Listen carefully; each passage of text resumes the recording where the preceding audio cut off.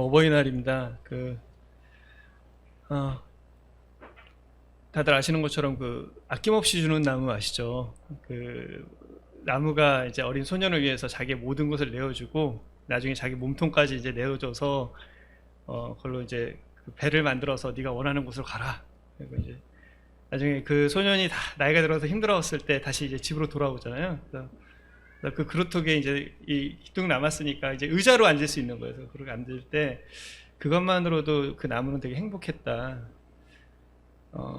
참 부모님이라는 것이 참 하나님께서 이게 어떻게 그런 마음을 주셨는지 모르겠어요. 하나님께서 참 하나님의 마음을 저에게 주신 것이겠죠.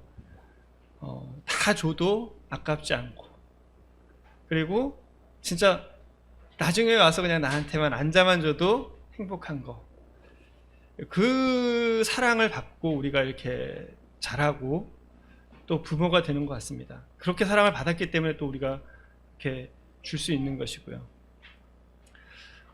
때때로 세상에서 그런 사랑을 받지 못한 사람들이 있지만 하나님을 만나게 될 때 참 감사한 게 부모한테 못 받더라도 하나님의 사랑을 알게 되잖아요. 그러면 또 그렇게 사랑할 수 있는 것 같아요. 이 자리에 뭐 많은 분들이 계시겠지만 사실 우리가 이 자리에 있는 것은 또 부모님들 덕분이잖아요.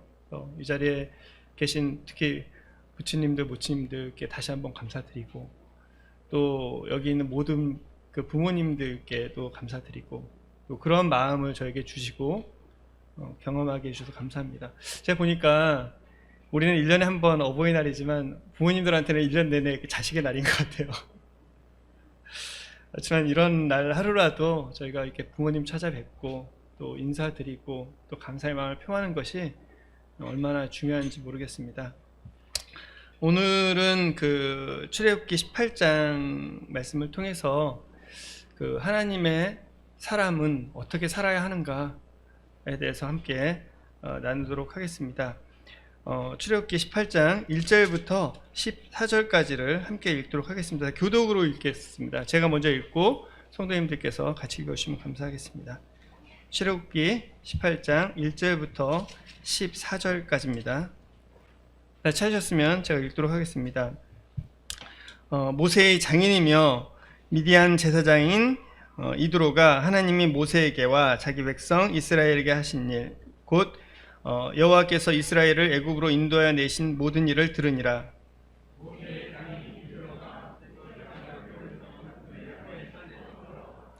그의 두 아들을 데리고 왔으니 그 하나의 이름은 게르솜이라. 이는 모세가 이르기를 내가 이방에서 나그네가 되었다 하며,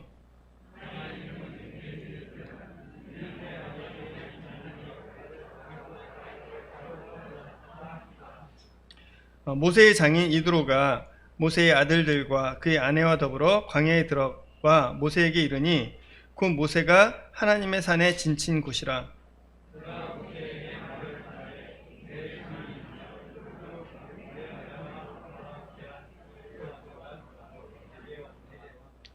모세가 나가서 그의 장인을 맞아 절하고 그에게 입맞추고 그들이 서로 문안하고 함께 장막에 들어가서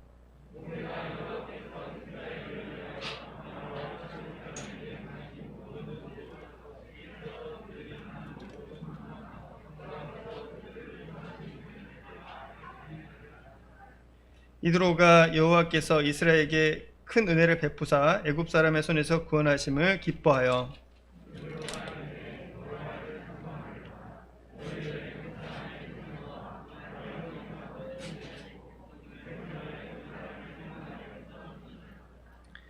이제 내가 알았도다. 여호와는 모든 신보다 크심으로 이스라엘에게 교만하게 행하는 그들을 이기셨도다 하고,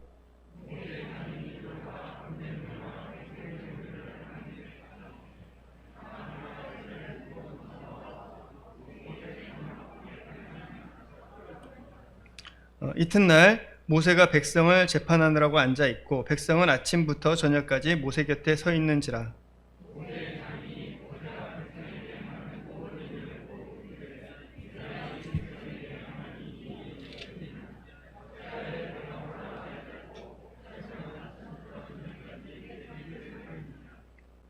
네.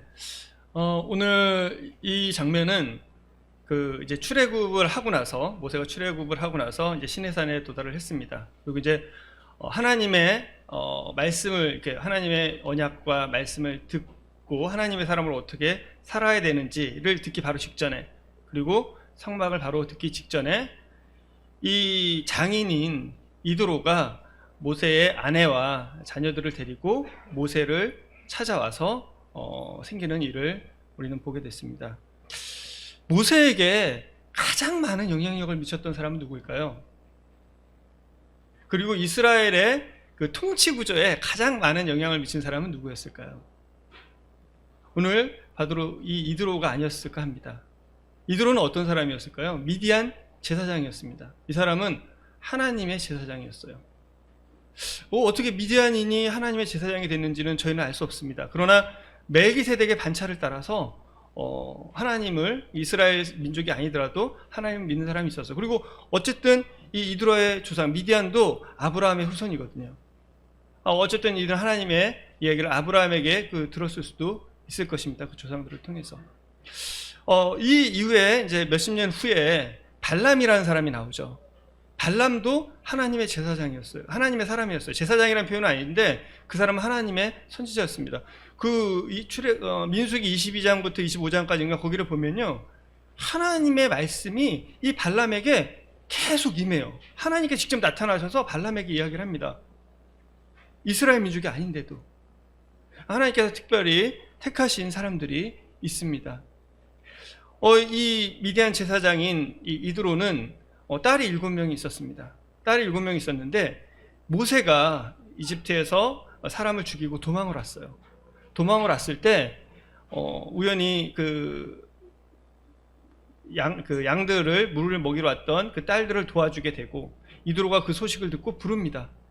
불러서 다 들었겠죠. 어떤 사람인지 다 듣지 않았겠어요. 딱 보면 얼굴에 나타나잖아요.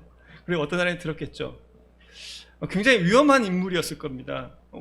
위험하지 않았겠어요? 이집트 왕이 잡는 사람인데 범인 은닉죄가 있을 텐데, 근데 그런 모세를 흔쾌히 받아들이고 자기의 사위로 삼습니다. 그리고 한 40년 동안 함께 하는데, 이 이드로와 그 모세의 사이가 어땠을까요? 관계가. 이 장에서 보면 이 이드로에 대해서 절대적으로 신뢰하는 걸 보게 됩니다. 이 모세는 이드로의 말을 절대적으로 신뢰를 해요. 정말 아버지와 아들 같은, 비록 사위지만 정말 가까운 관계. 심지어 이 호밥이 나오는데, 호밥이 이드로와 동일 인물인지 아니면 이드로의 아들인지 모르지만 뒤에 보면 정말 그 호밥에게 우리랑 같이 가자, 너희가 나의 눈이 되줘라 라고 얘기하는, 아무도 모세에게 충고를 하거나 아무도 모세에게 어떤 얘기를 하지 않는데, 이 이드로는 모세에게 편안하게 얘기를 했고 그 얘기를 들었고 함께 그걸 통해서 이스라엘의 어떤 통치 구조, 어떤 조직 구조가 이루어지는 것을 보게 됩니다. 이 구조는요, 사사기 가서 또 이 이스라엘이 이루어지면서도 거의 비슷하게 많이 갔던 것 같아요. 대단한 사람이죠. 어떻게 이런 일들이 있을 수 있었을까요? 이 말씀을 보면서 우리는 무엇을 배워야 할까요? 저는 오늘 성도님들 이렇게 나와 있는 걸 보면서 참 기쁩니다. 우리 코로나 전에랑 거의 같을까요? 잘 모르겠어요. 거의 비슷하지 않나. 아마 저희는 그럴 거라고 생각합니다. 근데 일반 교계는 참 심각하더라고요. 코로나 이전과 이후 한 120만 명이 교회를 떠났다고 합니다. 아마 좀 더 될 수도 있고요. 예장 아시죠? 예수교 장로회 합동측, 그러니까 거기만 교회가 한 1000개가 줄어들었다 그래요. 그리고 30만 명 이상의 성도가 떠났다고 합니다. 근데 더 마음이 아픈 건 그 중에서 대다수는 젊은 사람들이에요. 참 마음이 아프죠. 왜 그랬을까? 왜 그렇게 됐을까요? 물론 코로나의 영향만은 아닙니다. 시대가, 마지막 때가 가까이 오기 때문입니다. 우리 디모데후서에 나온 것처럼 말세에 고통하는 때가 온다. 사람들이 자기를 사랑하고 돈을 사랑하고 자고축하면서 쾌락 사랑하기를 하나님 사랑하기보다 더하는 시대다. 지금이 그 시대잖아요. 근데 어쨌든 교회를 떠나는 일들은 계속 있어 왔는데, 이 코로나가 역설적으로 그런 속도를 더 가속화시켰던 것입니다. 사람들이 집에서 편안하게, 그리고 넷플릭스부터 시작해서 온갖 그런 것들을 보면서 사람들과 어울리기보다는 그냥 혼자 그냥 편하게 간섭받지 않고 그냥 편하게 그냥 지내고 싶은 거예요. 그리고 자기의 쾌락을 쫓아 살고 싶은 거예요. 누구한테 간섭받기 싫어합니다. 누구와 만나기도 싫어하고, 그리고 만나서 하는 일은 같이 쾌락을 즐기는 일을 하는 거죠. 이 시대에 그리스도인들이 살아간다는 것은 참 어렵죠. 왜냐하면 우리도 그 영향을 받아요. 여러분 성도님들도 이렇게 보시면 물론 이게 나와서 우리 성도님들보다 얼마나 기쁘세요. 기쁘시죠. 그렇지만 사실 또 우리가 모이기가 전처럼 쉬운가요? 제 기억으로는 전에는, 자꾸 이렇게 얘기하면 꼰대가 되겠지만 전에는 저희가 수요일 저녁도 모이고 금요일 저녁도 모이고 또 주일날 저녁도 모이고 그리고도 모자라서 평일날 저녁에도 모였었어요. 그러니까 그 시대의 성도님들의 믿음이 더 훌륭했더라고 저는 얘기를 하고 싶지는 않습니다. 왜? 그때는 그런 시대였어요. 다른 곳도 그랬습니다. 어쩌면 지금 시대의 이 청년들, 성도들이 뭐 믿음이 약해서라기보다 그럴 수 있겠죠. 그렇지만 시대가 참 우리가 더 거센 물결과 맞서 싸워야 되는 시대라는 것입니다.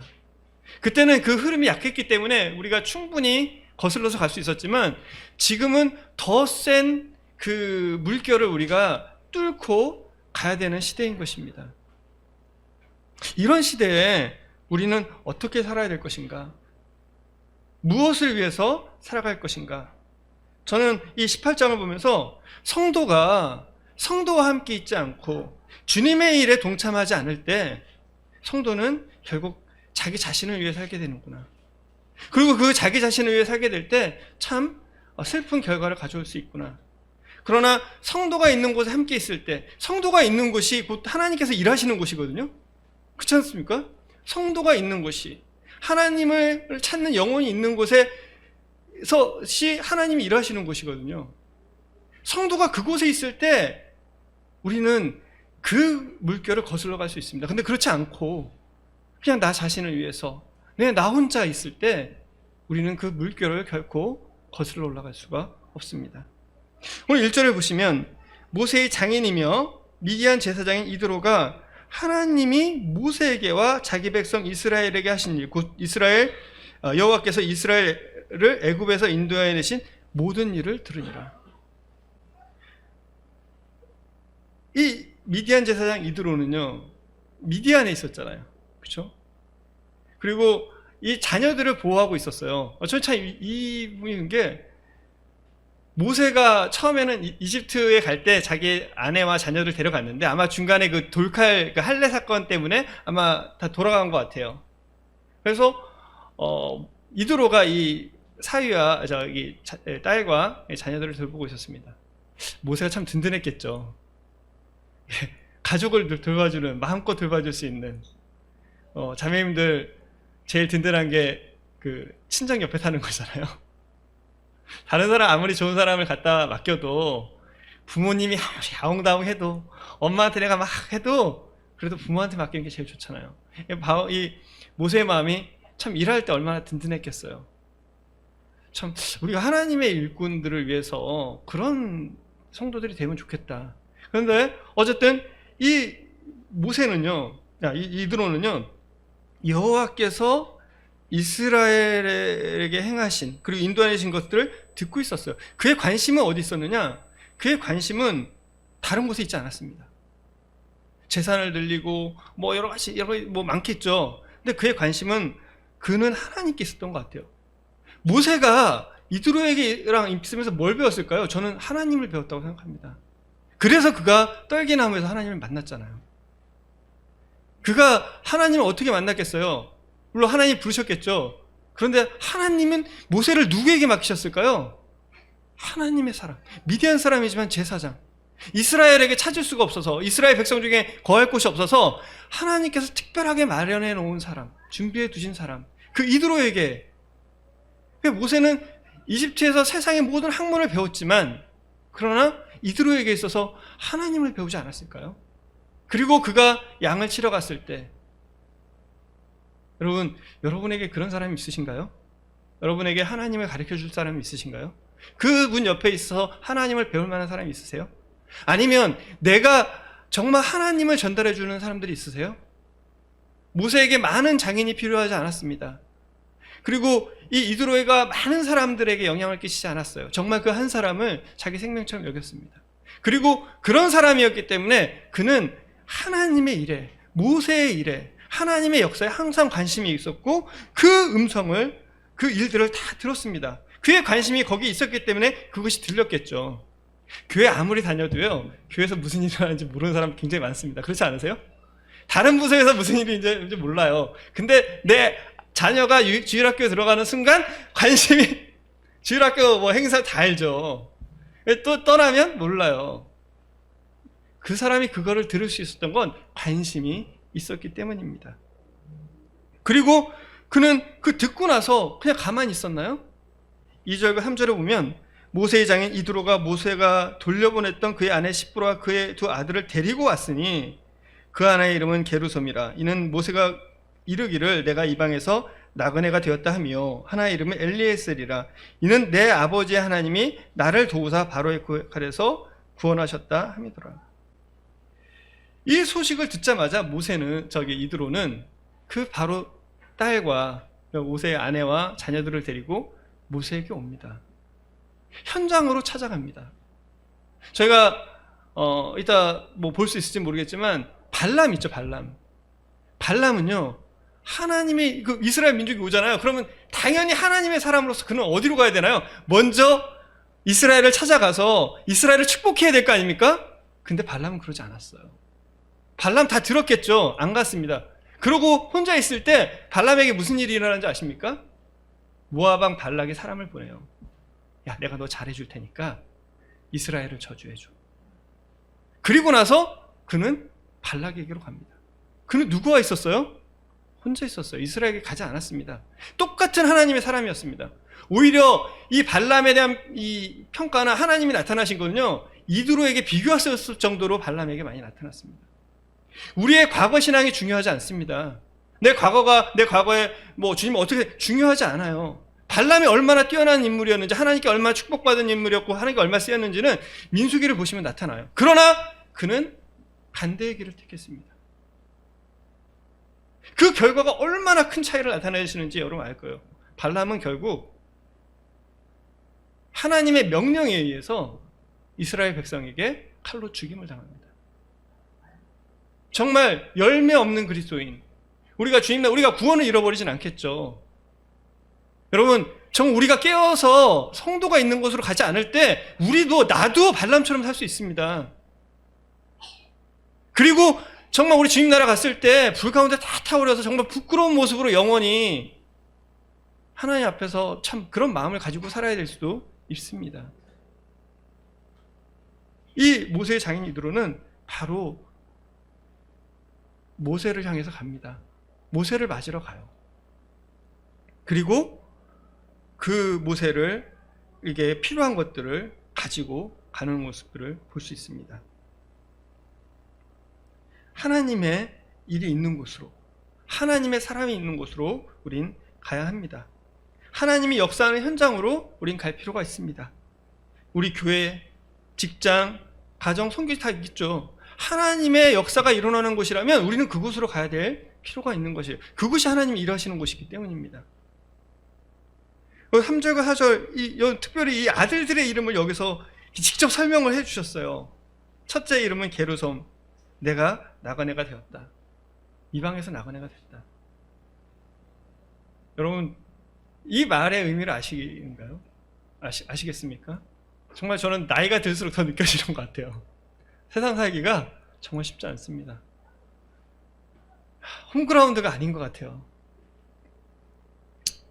아무도 나를 도와주지 않고, 아무도 내게 함께하지 않고, 이 문제는, 내게 있는 문제는 오롯이 내가 풀어야 돼요.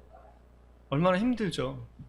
그렇다고 왜 뭐 남한테, 물론 하죠. 근데 알아요. 그게 한다고 해결되는 게 아닌 것을. 그래서 말도 안 하게 됩니다. 이 자리에 계신 성도님들 다 좋은 모습으로 계시지만 얼마나 그 개인에게 어려운 문제가 있으시겠어요. 울며 기도해도 풀리지 않는 문제들 많이 있으시겠죠. 내가 오죽하면 아들의 이름을 좀 잘 지을 수 있잖아요.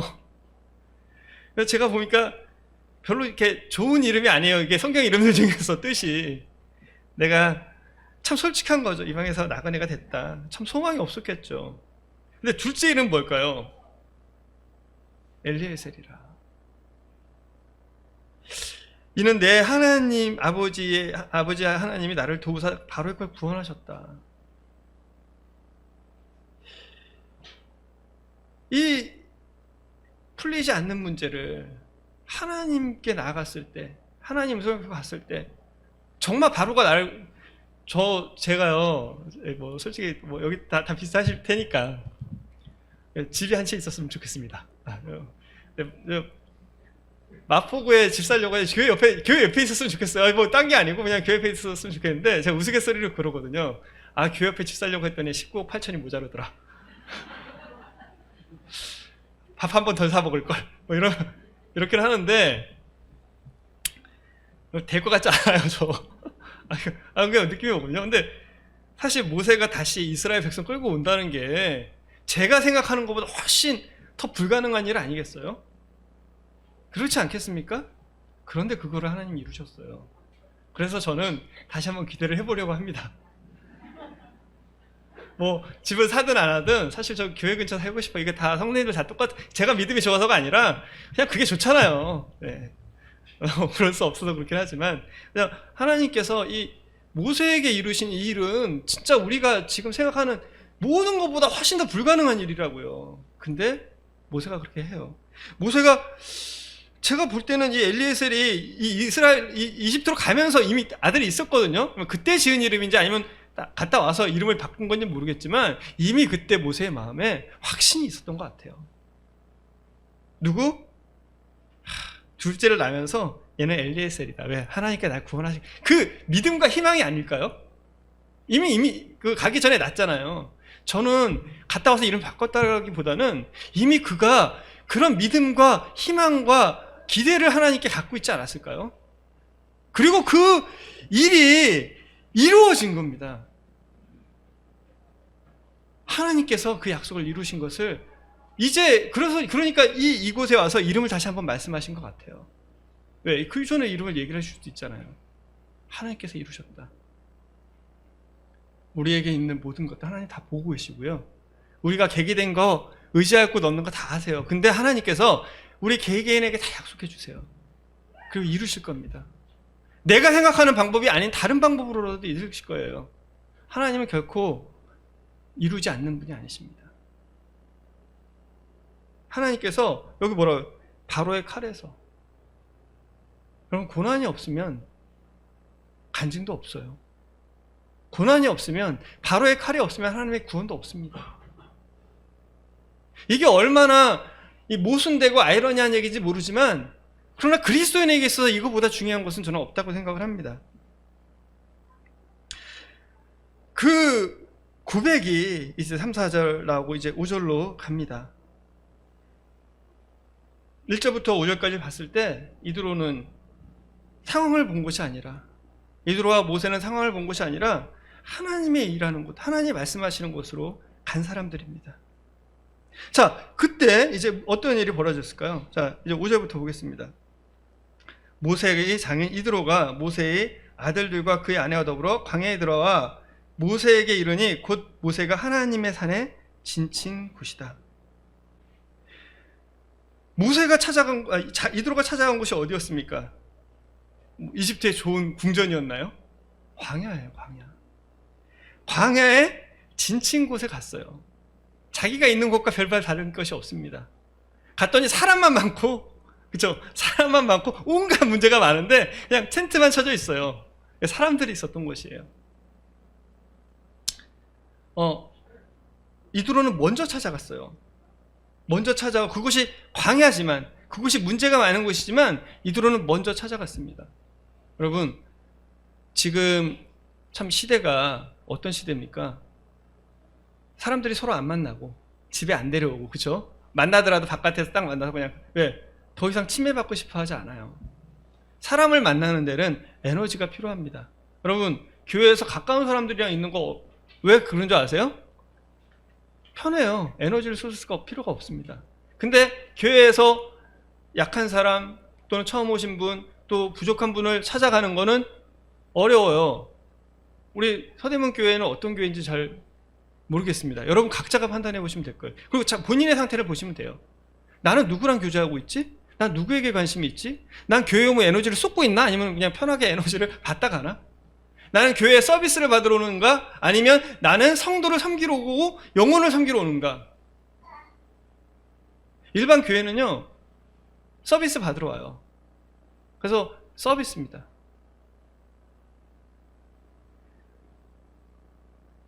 이드로는 집에 있으면 더 편했겠죠. 근데 그는 그러지 않았어요. 그럼 먼저 모세를 찾아왔습니다. 광야로. 그곳이 광야하지만 그러나 그는 그의 에너지를 쏟고 그의 물건들을 가지고 심지어 그는 희생 제물도 가져왔어요. 이 뒤에 보시면 제물도 가지고 다 바리바리 싸들고 왔어요. 모세를 만나러. 모세가 얼마나 힘이 됐을까요? 모세가 얼마나 힘이 됐냐면 7절에 보시면 6절에 이제 모세가 말하죠. 내 장인 나 이드로가 내 아내와 그와 함께한 두 아들 데리고 내게 왔다. 그 말을 딱 하자마자 7절에 뭐라고 나와요? 모세가 나가서 이 뒤에 보면 모세 엄청 바쁜 사람이거든요. 하루 종일 틈이 없는 사람이었어요. 200만이나 되는 사람들이 맨날 자기만 참. 근데 모세가 나가서 그의 장인을 맞아 절하고, 저는 이게 그냥 이렇게 그 형식적인 거라고 생각하잖아요. 진짜로 모세가 왔을 때 생각해 보세요. 모세가 마음 터놓고 의지하고 이게 할 사람 누가 있을까요? 형 아론도 못 믿잖아요. 모든 사람이 다 자기만 쳐다보고 있잖아요. 의지할 사람이 없잖아요. 근데 장인이 왔다는 얘기를 듣고 그냥 진짜 저것들 막 버선발로 뛰어간 것 같아요. 그냥 막 뛰어가서 확 그냥 정말 부모 자식 간에 사위 장모 이 사위와 장인 어른 간에 장인과 장모와 또 사위 간에 이런 관계, 시아버지와 며느리 간에 불가능하지 않습니다. 그게 꼭 그런 관계만 아니라 이 성도 간에도 얼마든지 가능한 관계거든요. 저는 그런 거를 경험했어요. 저한테 그러신 분들이 있었거든요. 전 감사합니다. 그런 분이 있었기 때문에 제가 이런 얘기를 할 수가 있는 거예요. 달려가서 확 껴안고 입 맞추고 서로 무난하고 어떻게 지냈냐, 힘들진 않았냐. 저는 이 모세가 장인한테는 얘기했을 것 같아요. 장인어른 저 힘들어요. 미치겠습니다. 사람들 다자마자 쳐다보는데 사실 여러분 그 자리에 가보면 그 사람도 별거 없거든요. 저 사람 의지하고 사람들이 다 가요. 근데 회사에서도 제가 이제 조금 직급이 높아지니까 사람들이 막 저만 이렇게 쳐다보거든요. 저라고 별거 있겠습니까? 그렇지만 제가 그 자리에 있으니까 해야 되는 거잖아요. 모세가 왔을 때 얼마나 서로가 아픈 거 내놓고 힘들다고 얘기하고 받아주고 해주고, 그래도 서로 허물이 없는. 장인이 야 모세가 힘들대더라 나가 그 얘기 하지 않을 거 아니에요. 서로의 비밀을 지켜주고 약한 분 감싸주고. 전 이 7절에 이 두 사람의 이 모습이 확 다가오면서 야 진짜 우리에게 필요한 게 이런 관계가 아닌가. 모든 사람과 이런 관계가 될 수 없죠. 그렇지만 누군가에게, 한 명에게는 이런 관계가 돼줄 수 있습니다. 그리고 장막으로 들어갑니다. 사단은 성도가 성도끼리 만나기를 원하지 않습니다. 사단은 성도가 교제하는 거 정말 싫어해요. 왜? 그냥 너 혼자 하나님 충분히 섬길 수 있잖아. 너 그냥 방송으로 들으면 되지. 그냥 혼자 말씀 보면 되지. 그럴 거면 하나님께서 교회를 주지 않으셨어요. 성도가 서로 모였을 때, 서로 교제할 때 힘이 납니다. 사단은 어떻게든 방해하지만 그러나 우리는 만나서 교제해야 될 필요가 있습니다. 그리고 이 교제의 기쁨을 알 필요가 있습니다. 어디서 교제했습니까? 저기 오셨으니까 나가서 우리 찬잔하시. 그랬을까요? 자기의 장막으로 같이 들어왔어요. 그럼 가정을 오픈하시는 게 어렵죠. 손님들을 이렇게 초대하는 게 쉽지 않습니다. 왜? 집 치워야 되고 음식 장만해야 되고 또 음식도 잘해야 될 것 같고 나가서면 돈 몇만 원이면 다 해결이 되잖아요, 그죠? 그리고 좋은 교제하고 오고. 저는 뭐 딴 게 아니라 아내한테 참 감사한 게 있어요. 저희 아내가 음식을 잘하지 않습니다. 이 얘기를 하면 안 되나요? 제가 무슨 본심이 나온 건 아니고 그냥 겸손하게 얘기하느라고 그렇게 양해해 주시면 겸손하게 얘기하는 네. 갑자기 당황스럽네요. 한창하는 게 근데 손님을 잘 초대해요. 정말로 이렇게 교회 성도만이 아니라 잘 초대해요. 근데 초대하면 제가 좀 당황스러울 때가 있어요. 왜냐면 손님 딱 초대했는데 진짜 김치볶음밥 하나 내놓을 때가 있어요. 처음에 진짜 그랬어요. 손님 초대했는데 저희 직장 동료를 복음 전하다가 초대했는데 메뉴가 딱 김치볶음밥이었어. 그래서 반찬은 없대요. 김치볶음밥, 그 김치볶음밥인데 왜 김치를 내놓냐? 내가 그래도 닭이라도 하나 시켜야 되지 않을까? 그 직장 동료들이 당황했었어요. 그래서 음식 시켜서 이제 먹고 물론 이제 복음기를 잘했습니다. 근데 저는 지금 돌이키고 또 지금 계속 보잖아요. 그게 낫다고 생각해요. 우리가 음식 먹으라고 가는 거죠. 물론 음식이 더 좋으면 더 좋죠. 그렇지만 가정을 오픈해서 교제하는 것과 밖에서 교제하는 것과의 차이가 어떤지 너무 잘 아시지 않습니까? 여기 가려고도 하지 않아요. 근데 그래도 이제 가정에 와서 교제를 하게 되면 뭔가 깊고 또 정말 이렇게 주님 안에서 많은 교제를 나눌 수 있더라고요. 밖에서 하는 교제는 이게 잘 모르겠습니다. 밖에서 잘할 수 있는 분은 그냥 밖에서 하셔도 되는 것 같아요. 근데 제가 드린 건 왜 초대를 안 하냐면 내 마음의 벽을 헐고 싶지 않은 거예요. 내 자신을 다 보여주고 싶지 않은 거죠. 가정에 오면 어쩔 수 없이 보게 돼요. 다 방치워도 갑자기 저희 집 당황할 때가 이렇게 손님 왔는데 갑자기 손님이 안방 거기 다 쑤셔놨는데 막 밀면 당황스럽죠. 거기다 다 쏟아졌고 막 입을 막 싸놓고 하는데 딱 열면 당황스럽습니다.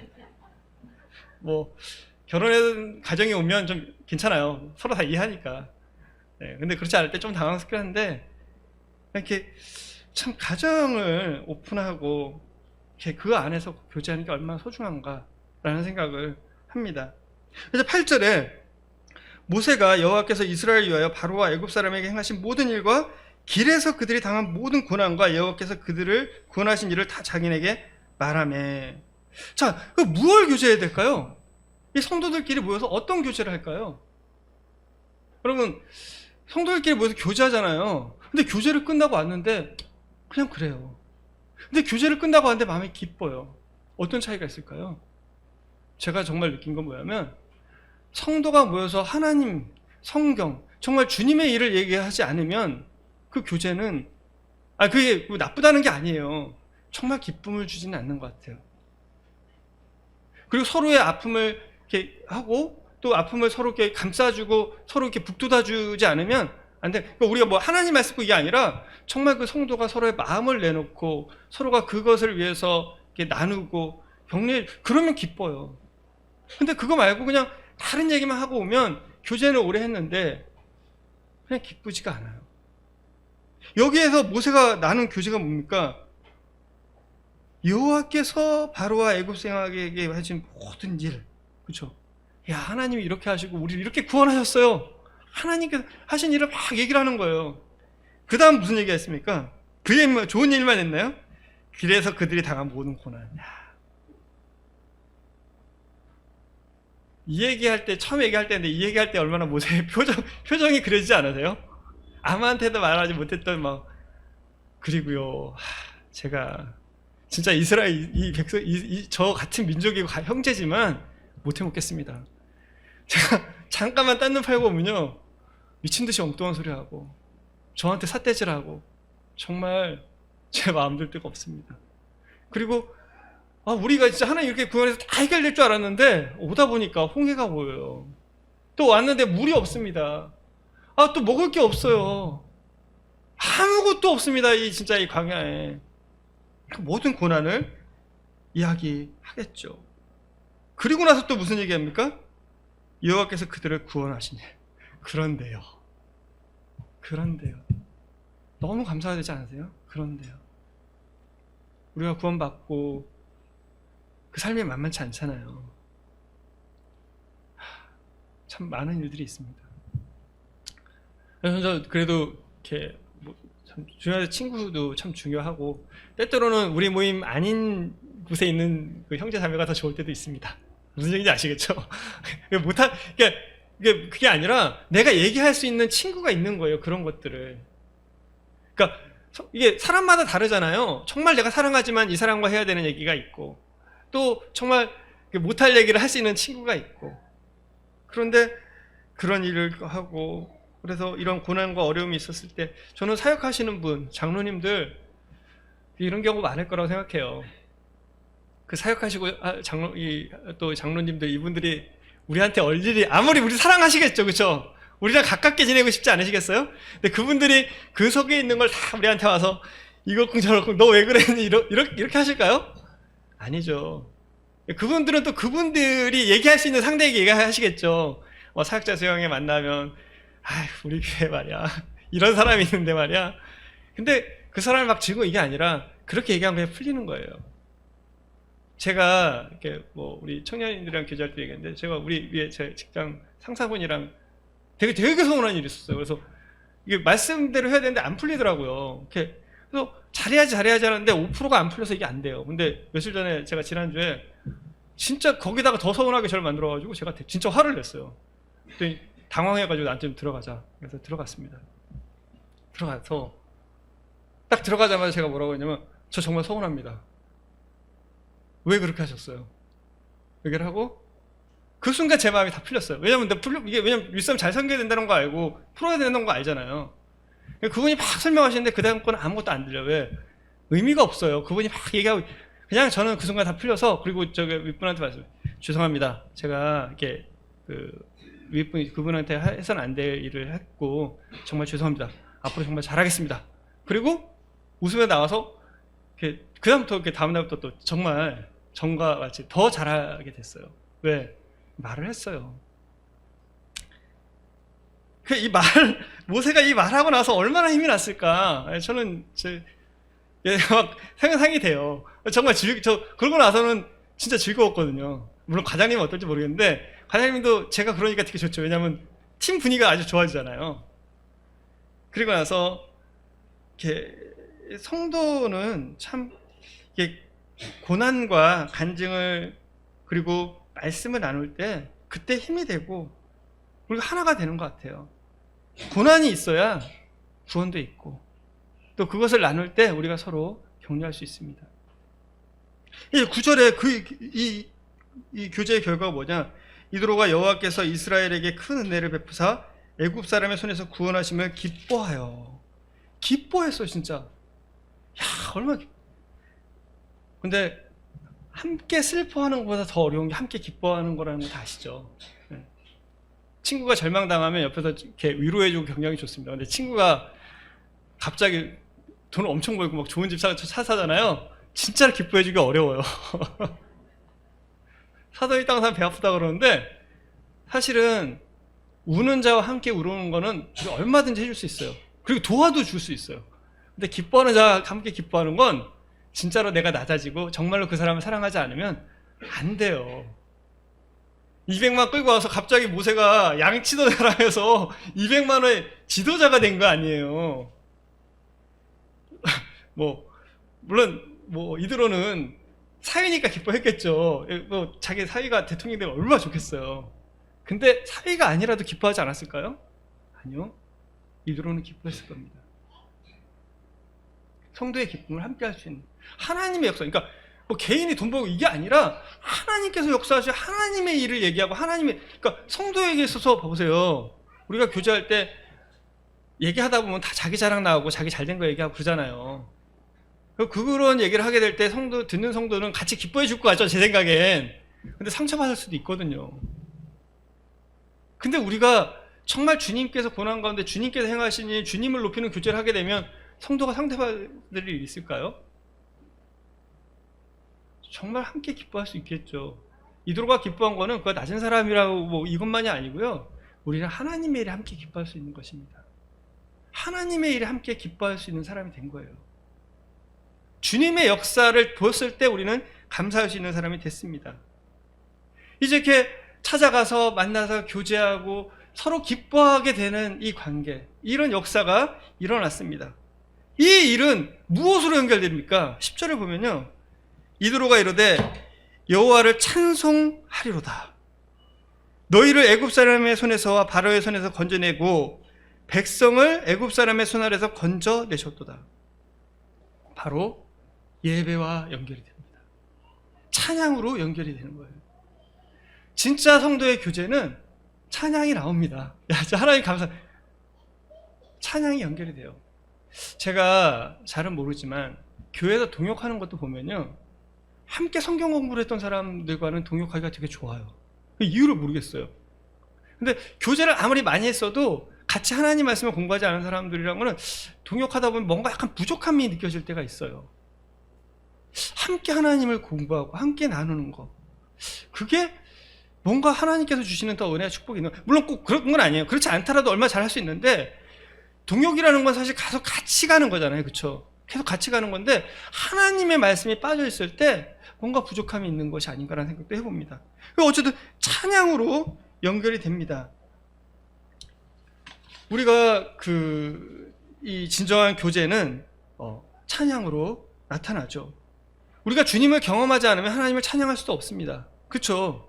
내가 경험하지 않더라도 상대방이 경험한 걸 보면 우리는 함께 찬양할 수 있습니다. 우리가 기쁨으로 이 성교제가 있을 때 함께 와서 교제하고, 예배라는 게 그곳에서 같이 하는 게 감사하면 그게 예배인 거잖아요. 그죠? 그리고 그거를 교회로 가지고 왔을 때 그게 또 예배인 거잖아요. 우리가 그런 교제의 삶을 살 필요가 있습니다. 하나님께서 우리를 건지셨다. 그리고 11절에 보면 이제 내가 알았도다. 여호와는 모든 신보다 크심으로 이스라엘에게 교만하게 행하는 그들을 이기셨도다. 우리가 예배는 하나님이 우리에게 행하신 일을 경험한 것을 예배합니다. 또 어떤 걸 예배하는 거죠? 하나님이 어떤 분이신지를 우리를 묵상하고 예배하는 것입니다. 이제 이드로가 하나님 몰랐을까요? 이걸 듣고 또 하나님 묵상하니까 안 거예요. 뭐라고? 여호와는 모든 신보다 크다. 이거 모르고 있었던 내용이 아니고요, 그 순간 다시 알게 되는 거예요. 우리가 하나님 위대하시고 하나님 자비롭고 하나님 사랑하시다 늘 알고 있죠. 그런데 어떤 순간, 또 어떤 매 순간마다 이것이 우리에게 새롭게 알려지고 새롭게 느껴지고, 정말 이게 사실이구나. 이게 하나님을 안다는 것은요, 정말 우리가 평생을 살아가면서 알게 되는 것 같아요. 우리가 지식으로만 알 뿐 아니라 경험으로 매일매일 알게 되는 것 같아요. 내가 알았다, 여기서 알았다는 것이 처음 알았다는 거 아니에요. 진짜, 야 맞아, 우리 하나님 진짜 하나님 맞아. 하나님 모든 신보다 크지. 애굽의 모든 신보다 크셔. 이 가나안의 모든 신들보다 크셔. 진짜 하나님 크셔. 이스라엘에게 교만하게 행하는 그들을 하나님 이기시는 분이야. 하나님 승리하시는 분이야. 하나님 구원하시는 분이야. 하나님의 칼이 그 누구보다 강하셔. 하나님을 묵상하고 하나님을 나누고 하나님을 경험하고 그 하나님을 높이는 것을 보게 됩니다. 이러한 이 교제는 예배 찬송으로 나타나죠. 그리고 이 찬송은 뭘로 나타나시는지 아십니까? 찬송으로만 끝나지 않아요. 이 찬송은 헌신으로 나타납니다. 찬송은, 이 기쁨은 헌신으로 나타나게 돼 있어요. 12절에 보면 모세의 장인 이드로가 번제물과 희생제물들을 하나님께 가져오매 아론과 이스라엘 모든 장로가 와서 모세의 장인과 함께 하나님 앞에서 떡을 먹으니라. 이제 이드로는 말로만 찬양을 하는 것이 아닙니다. 그는 번제물과 희생제물을 가져왔어요. 그리고 하나님께 제사를 드린 것입니다. 번제물과 희생제물이니까 제사를 드렸겠죠. 그리고 여기 정말 중요한 게 있습니다. 아직 이스라엘은 성막을 만들지 않았어요. 아직 제사 예법도 듣지 못했습니다. 어떻게 하나님께 제사를 드렸는지 몰랐어요. 그런데 이제 시내 산 앞에서 처음으로 제사가 드려진 거예요. 누구에 의해서? 미디안 사람 이드로에 의해서. 그것이 하나님께 드려졌습니다. 모세의 장인 이드로는 누구에게 가져왔어요? 모세에게 가져왔습니까? 이스라엘에게 가져왔습니까? 아니요. 하나님께 가져왔습니다. 우리가 진짜 하나님께 드릴 때 드릴 수 있는 거지 사람에게 줄 때는 아까워요. 정말 하나님으로 인한 기쁨이 있을 때 우리의 헌신은 하나님께로 나올 수밖에 없습니다. 그것은요 표현이 돼요. 그걸 로마서 12장 1절에 너희 몸을 내가 너희를 권하노니 너희 몸을 하나님이 기뻐하시는 거룩한 산제물로 드리라. 몸을 왜? 진짜 기쁨은요 몸으로 나타나게 돼 있어요. 우리의 시간으로 나타나게 돼 있습니다. 우리의 재물로 나타나게 돼 있어요. 우리의 열정으로 나타나게 돼 있습니다. 이드로가 드린 제사는 그냥 단순히 양 그리고 떡이 아니었어요. 그는 하나님께 자신을 드린 겁니다. 그 제사를 드리고 그 하나님께 가서 이게 가져와서 제사를 드렸을 때 모든 사람들이 와서 떡을 먹습니다. 이드로가 가져온 떡 양이 좀 됐을 것 같아요. 장로들 다 먹이려면 아마 올 때 제가 볼 때는 그 술에 몇 술에 그냥 가득가득 싣고 왔던 것 같아요. 아까웠을까요? 아니요.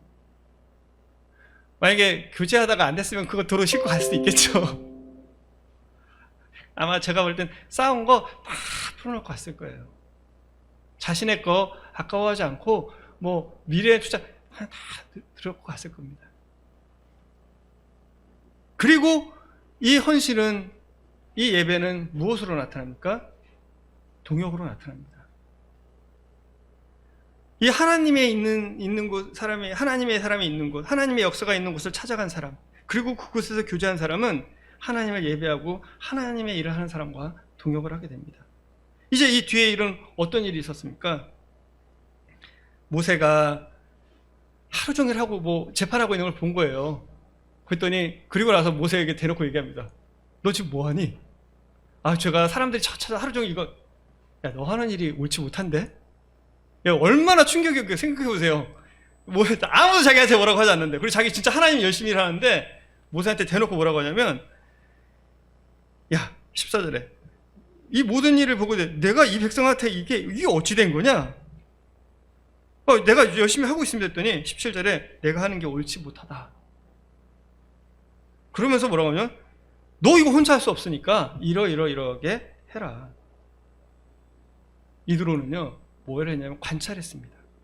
13절에서 16절 보면 모세가 뭐 하나 잘 관찰해. 감시하고 뭐 이게 책 잡기에서가 아니라 열심히 하나님 일을 하는데 뭔가 문제가 있네. 뭐가 내가 도와줄 수 있는 게 없을까? 하나님의 일을 혼자 할 수 없습니다. 은사가 다 달라요. 그래서 동역이 필요한 겁니다. 이드로의 은사는 뭐였을까요? 저는 기획의 은사라는 것 같아요. 뭐가 필요한지 보고 저게 필요하다. 이드로가 모세의 일을 대신하려고 하지 않았어요. 모세의 자리를 차지하려고도 하지 않았습니다. 내가 가서 그 일을 하려고도 안 했어요. 그거 부족하 내가 해줄게. 나누자. 너 100만 내 100만 이렇게 안 했어요. 잘 보고 요거는 이런 식으로 하면 되겠네. 이게 동역입니다. 은사대로 하는 동역이에요. 자기의 자리를 넘지 않았어요. 모세의 자리를 넘어온 것도 아니고 이거 이렇게 하면 좋겠네요. 모세도 신뢰가 있었죠. 다른 사람이 그 얘기했으면 근데 딱 얘기하는 순간 내가 잘못했구나. 진짜 내가 이거 진짜 잘못하고 있는 거구나. 하나님 보시기에도 옳지 않구나.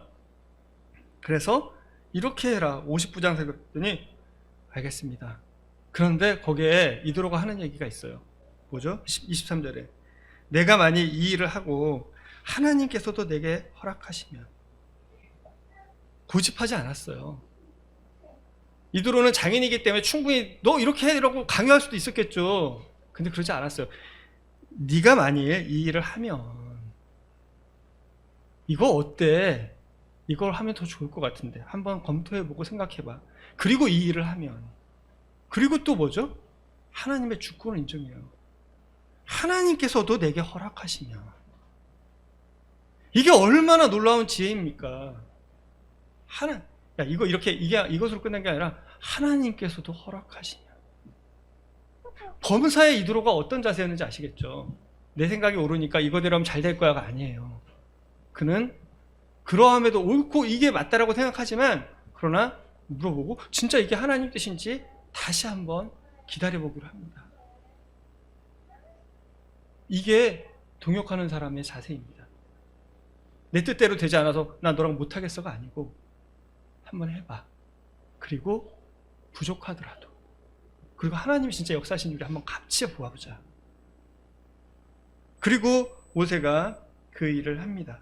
그리고 나서 27절에 모세가 그 장인을 보내니 그가 전 정말 아름다운 것 같아요. 자기가 거기서 한 자리 할 수도 있고 자기가 뭔가 특권을 얻을 수 있는데 그는 그리고 나서 그냥 자기 자리로 가. 그 다음에 안 나와요.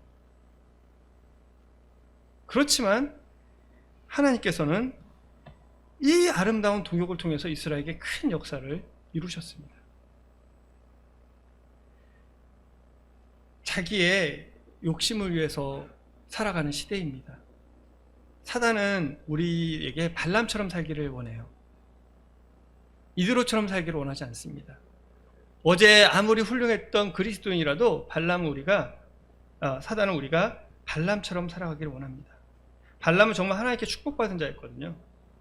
민수기 24장 16절에 보면 하나님의 말씀을 듣는 자가 말하며 지극히 높으신 자의 지식을 아는 자, 전능자의 환상을 보는 자, 엎드려 눕는 자, 진짜 사역자 중에 사역자고 장로 중에 장로일 수도 있습니다. 정말 탁월한 사람일 수 있습니다. 그런데 하나님께서 발람의 눈을 직접 밝히시기도 하셨어요. 그리고 그에게 임하시기도 하셨습니다. 그리고 민수기 22장 6절에 보면 하나님을 말씀대로 전하는 대로 이루어지기도 했던 사람이에요. 그런데 아까 말씀드린 것처럼 그는 모압 사람을 찾아갑니다. 하나님께서 그에게 말씀하세요. 민수기 22장 9절에 하나님이 발람에게 임하여 말씀하되 너와 함께 있는 이 사람들이 누구냐. 어쩌면 이 순간 주님께서 여러분에게, 성도님들께 물어볼 수 있어요. 너 지금 누구랑 있니? 너 지금 뭐하니? 그렇게 물어보실 수 있습니다. 그리고 그는 자기의 욕심을 택했어요. 그리고 그 선택으로 인해서 이스라엘이 정말 망하게 되는 일들이 일어납니다. 우리가 정말 하나님 앞에서 있지 않고 성도가 있지 않을 때 나로 인해서 우리 가족, 성도들이 어려움을 당할 수도 있습니다. 그리고 유다서에 보면 화 있을진저 이 사람들이 가인의 길에 행하였으며 삭스를 위하여 발람의 어그러진 길로 이 발람이 돈이 필요했는지도 모르죠. 생활이 어려웠는지도 모릅니다. 그래서 결국 발람의 평가는 삭스를 위하여 하나님을 버린, 성도들을 버린 사람이 나왔습니다. 그로 인해서 발람은 저주를 받았습니다. 칼로 죽임을 당하였고 우상 숭배의 대명사가 되어버렸어요. 계시록에 보면. 근데 이드로는요, 그는 미디안이었는데 놀랍게도 레위 지파에 이드로의 혈통의 피가 흐르고 있어요. 미디안 사람들의 피가 흐르고 있습니다. 포함이 됐어요. 그쵸? 왜? 모세의 자손 게르손과, 그쵸? 엘리에셀. 그리고 이 이드로의 지파는, 겐사람은 유다 자손과 함께 그 이스라엘 백성의 땅을 차지합니다. 유업을 차지해요. 전혀 참여할 수 없는 사람들이 참여합니다.